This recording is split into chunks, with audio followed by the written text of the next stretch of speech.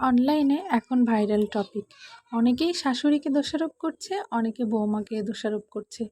অনেকে বলছে এমন শাশুড়িদের জন্য বৌমারা নাকি সংসার করতে পারে না। অনেকে বলছে বৌমা খারাপ হলে মা এবং সন্তানের মধ্যে সম্পর্ক বিচ্ছিন্ন হয়ে যায়।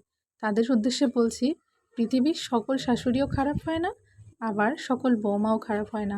কিছু কিছু শাশুড়িও মায়ের মতো হয়। সো হ্যালো এভরিওয়ান, আসসালামু আলাইকুম। কেমন আছেন সবাই? আলহামদুলিল্লাহ, আমি অনেক ভালো আছি। আজকে দেশি মুরগি রান্না করছি চুই ঝাল দিয়ে, একটু আলুও দিয়েছিলাম। রান্নাটা আপনাদের সাথে শেয়ার করছি। কেমন হয়েছে কমেন্টে অবশ্যই জানাবেন, আর ভিডিওটি শেষ পর্যন্ত অবশ্যই দেখবেন। সংসার জীবন মানে শুধুই কষ্টের নয় এবং একদমই সুখের নয়। মাঝে মাঝে কষ্ট আসবে, কিছু ভালোবাসা থাকবে, কিছু সংগ্রাম থাকবে, কিছু খুনসুটি থাকবে। এটা নিয়েই সংসার জীবন। এটার মধ্যেই সুখ খুঁজে নিতে হয়। যাই হোক, সবাই শাশুড়ি মায়ের দোষ দিচ্ছে, শুধু একা শাশুড়ি মায়ের দোষ কখনোই হয় না। আবার একজন বৌমারও সব দিক দিয়ে দোষ হয় না।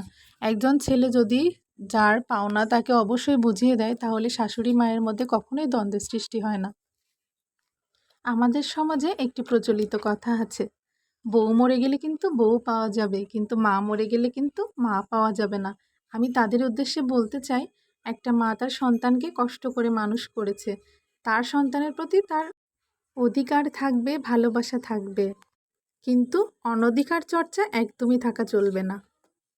মা হোক অথবা বউ, একটা ছেলের উদ্দেশ্যে বলতে চাই, আপনি কখনো একজনকে ছাড়া অন্যজনকে কল্পনাই করতে পারবেন না।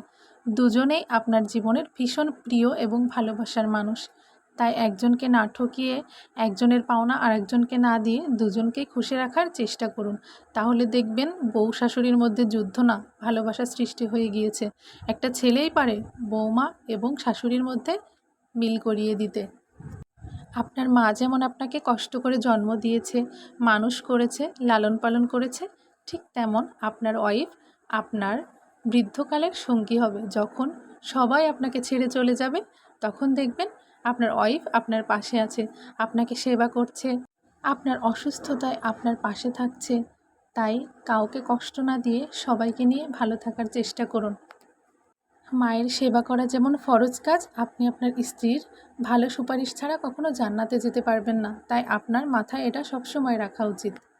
আপনি হয়তো লজ্জায় শরমে আপনার মা কষ্ট পাবে তাই কিছু বলতে পারছেন না, কিন্তু এটা নিয়ে দুজনের মধ্যে এমন ঝামেলা সৃষ্টি হচ্ছে, যেটা নিয়ে দেখছি আমাদের এএসপি স্যার সুইসাইড করেছে। এই বিষয়টা প্রত্যেকটা ছেলে এবং প্রত্যেকটা শাশুড়ি হোক, প্রত্যেকটা বৌমা হোক, সবার মনে রাখা উচিত। যাই হোক, আমার রান্নাটা শেষ হয়ে গিয়েছে। সবাই ভালো থাকবেন। আমার ভিডিওটা কেমন লেগেছে কমেন্টে অবশ্যই জানাবেন। আল্লাহ হাফেজ।